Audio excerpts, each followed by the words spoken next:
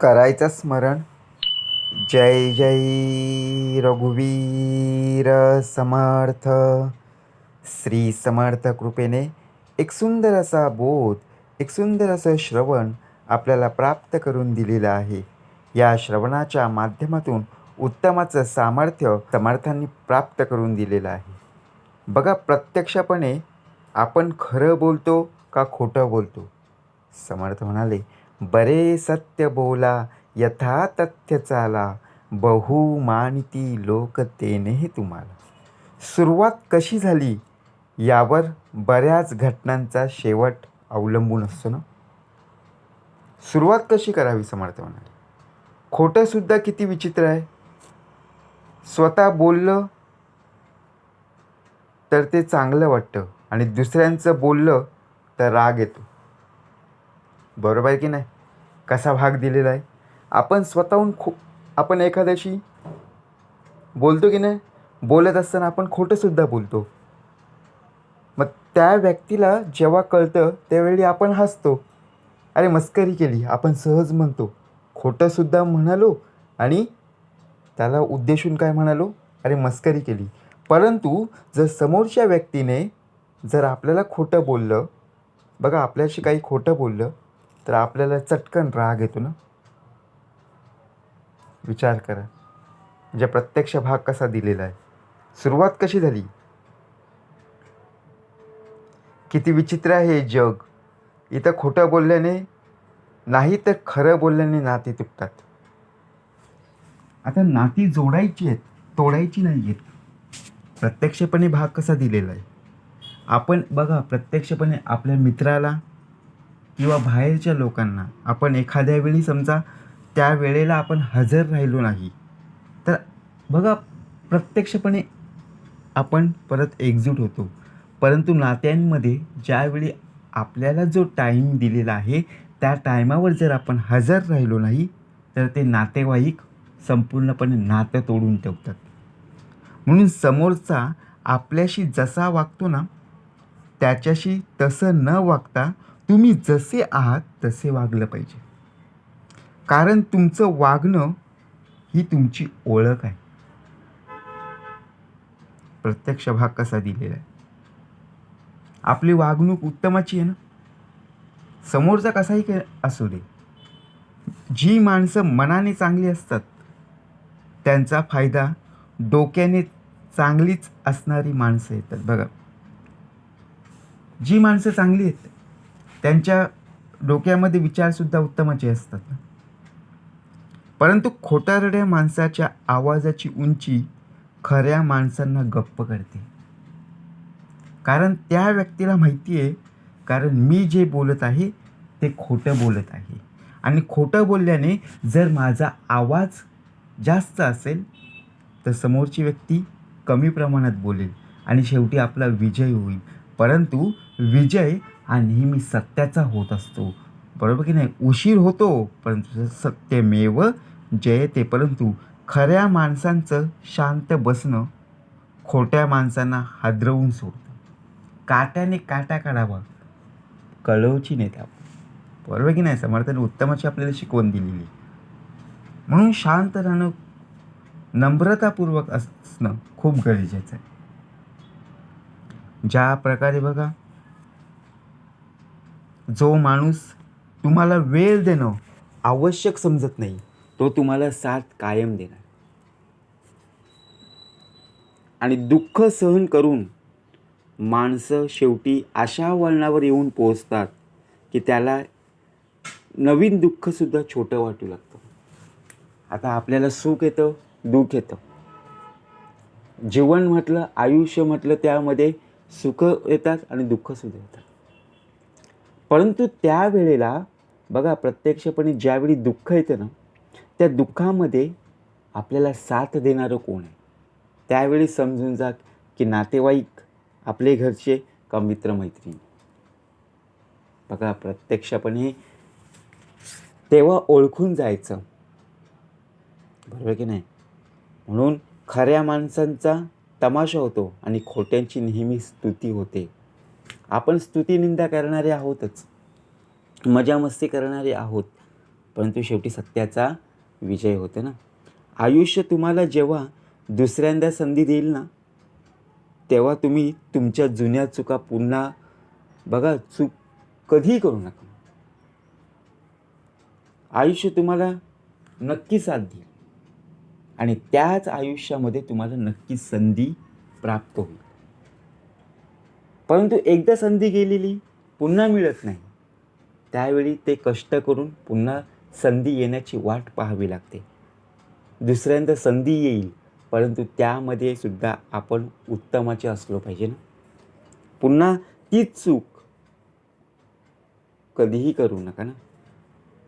एखाद्याला वेळ दिलेली आहे, त्या वेळेला जर आपण उपस्थित राहिलो नाही, बघा जेव्हा आपली वेळ बदलते तेव्हा परक्या माणसांपेक्षा अधिक आपली माणसं आपल्यावर जास्त जळतात. कसा भाग दिलेला आहे? जेव्हा आपली वेळ बदलते तेव्हा परक्या माणसांपेक्षा आपली जवळची माणसं बदलतात. आता परका माणूस कोण? बरोबर की नाही? समजून घेतलं पाहिजे. बरोबर की नाही? प्रत्येक वेळेला आपण जे काही कार्य करत आहोत त्या कार्यामध्ये बघा प्रत्यक्षपणे आपल्याला साथ देणारे आहेतच. म्हणून भाग कसा उत्तमाचा दिलेला आहे. ज्याप्रमाणे सुरुवात आहे त्यावेळी मध्य आहे आणि शेवटी बघा शेवट हा नक्कीच आहे. परंतु अवलंबून कोणावर राहायचं, डिपेंड कोणावर राहायचं हे जर माहीत नसेल तर ते कार्य जमानावे शून्याकार. म्हणून वेळेनुसार काळानुसार नक्कीच बदललं पाहिजे. म्हणजे समर्थांनी उत्तमाचा भाग दिलेला आहे. ज्यावेळी जर तुमचा स्वतःवरच विश्वास नसेल तर लोक तुमच्यावर का म्हणून विश्वास ठेवतील? बघा उत्तमाचा भाग कसा दिलेला आहे. आपल्यावरतीच विश्वास नाही आहे तर लोक आपल्यावरती विश्वास ठेवतील का?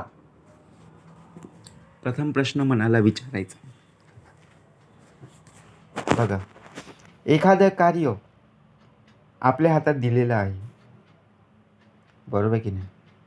एखादी आपण कार बघा, गाडी, ती गाडी चालवत असताना स्टेअरिंग आपल्या हातात दिलेली आहे. परंतु ही जबाबदारी आपल्याकडे दिलेली आहे की अजून 4 माणसं त्या गाडीमध्ये प्रवास करणार आहेत.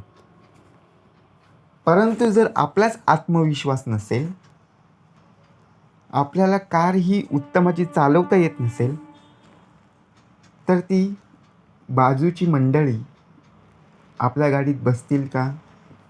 बसणारच नाही. विश्वासच ठेवणार नाही आहे.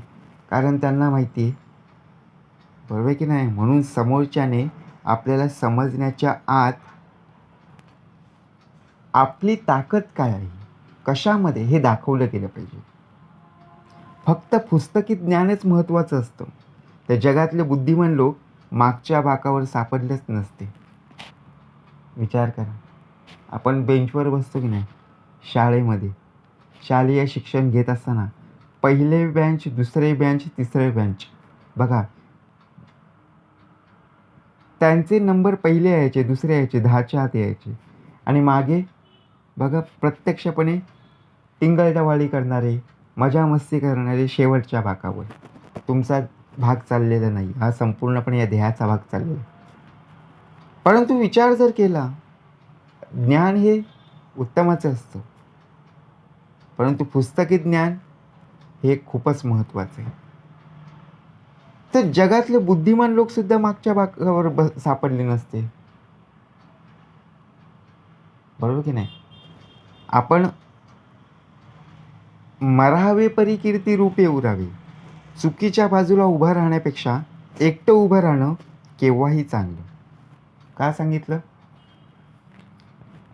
जिथे आपल्याला समजतं की बाबा इथे वाईट गोष्ट आहे, इथे चुकीचा मार्ग आहे, तिथे उभे राहिलो तर शेवटी खडतर प्रवास आहेच की नाही, बरोबर की नाही?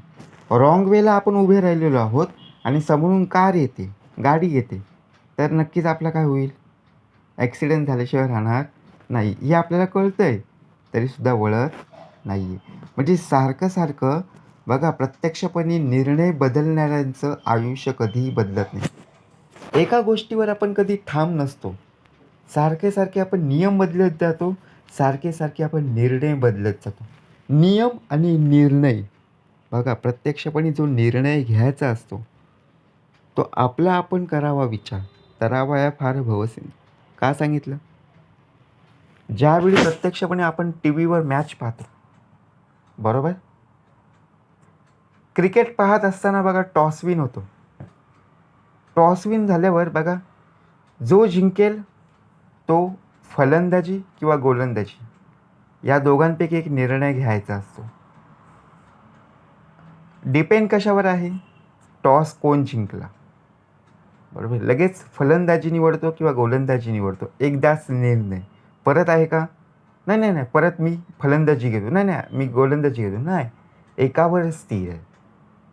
तसंच आपल्याला बघा, प्रत्यक्षपणे एका गोष्टीवर स्थिर आणि कायम उत्तमाचा निर्णय घेण्याइतपत आपला देह हा उत्तमाचा असला पाहिजे. एखाद्याचं फक्त यश पाहू नका, तर त्याला आलेल्या अडचणी पहा.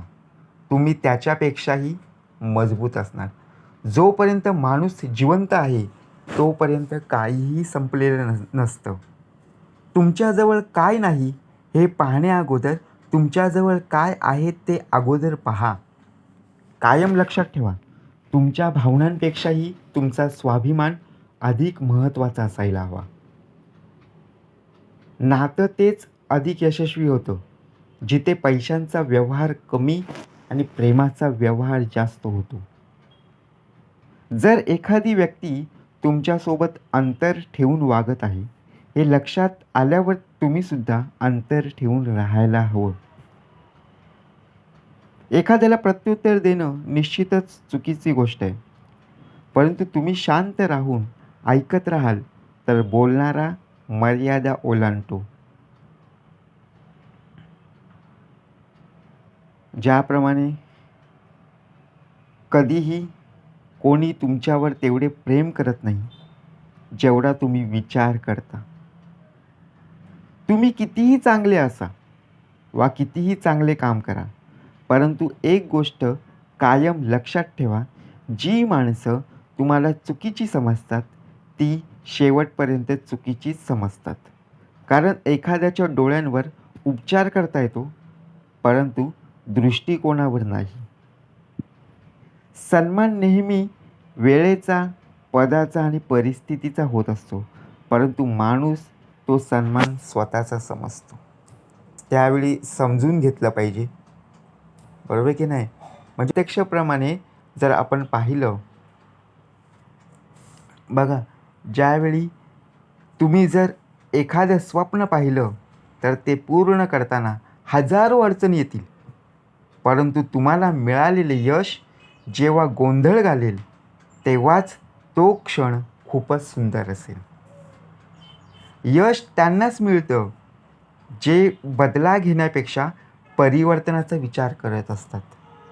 हे कलियुग आहे. इथे माणसं स्वतःच्या दुःखाने कमी, पण इतरांच्या सुखाने जास्त दुःखी होतात. वेळेबरोबर बदलणं खूप महत्त्वाचं असतं, कारण वेळ बदलायला शिकवते, थांबायला नाही. आयुष्य कधीही आनंदी नसतं, त्याला आनंदी बनवायचं असतं. प्रत्येकाला चांगले समजणं सोडून द्या, कारण माणसं जशी दिसतात तशी नसतात. समोरच्याचाच पराभव करण्यापेक्षा त्याचं मन जिंका, तो सर्वात मोठा विजय असेल.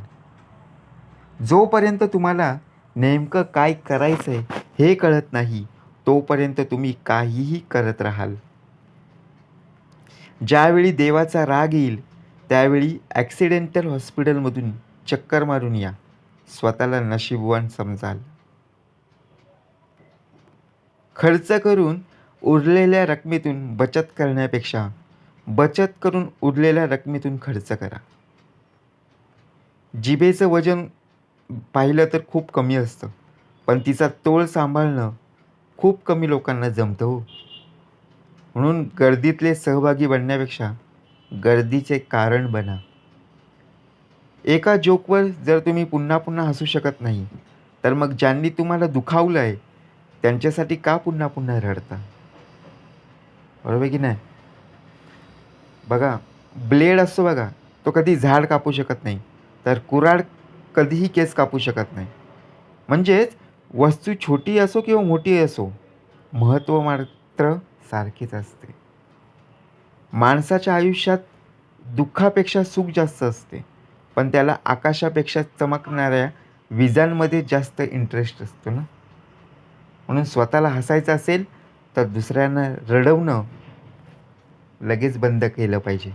तरच आपण या गोष्टीतून, या बोधातून आपण निर्णय घेऊ शकतो. बरोबर की नाही? कोणत्याही संघर्षात शत्रूचे सैन्य मोजण्यापेक्षा आपल्यातील फितूर ओळखा. पुढचा संघर्ष नक्कीच सोपा होईल. एखाद्याचा नम्रपणा म्हणजे त्याची शरणागती नसते, तर संबंध टिकवण्यासाठी त्याने वापरलेले ते एक प्रभावी शस्त्र असते. चालणं ज्यावेळी आपण सुरुवात करतो, म्हणजे यशाच्या वाटा आपोआपच मिळतात की नाही? घरातच शत्रू निर्माण केल्यामुळे बाहेरचा शत्रू न लढताही जिंकतो. जोडता नाही आलं तरी जोडू नका, पण आपल्या लोकांना कधीही तोडू नका. म्हणून समर्थाने उत्तमाचा भाग दाखवला ना. ज्यावेळी आपण बघा, आयुष्य आणि जीवन कसं जगायचं, ज्याप्रमाणे नाती कशी जोडायची, ज्याप्रमाणे मिळालेले संस्कार आणि त्याचप्रमाणे बघा प्रत्यक्षपणे मातृदेवो भव, पितृदेवो भव, आचार्य देवो भव आणि अतिथी देवो भव, याच 4 स्तंभावर आपल्याला उभं राहायचं आहे. घेऊन काय जाणं आहे? सुरुवात झालेली आहे, मध्यावर आलेलो आहोत आणि आता शेवट आहे. बरोबर की नाही? शेवटी काय घेऊन जाणं आहे? बघा, श्रवण केलेलं आहे. श्रवणाचं मनन याचा अध्यास. म्हणून म्हणाले, मी ठेवितो मस्तक ज्या ठिकाणी, तेथे सद्गुरू पाय दोनी. जय जय रघुवीर समर्थ.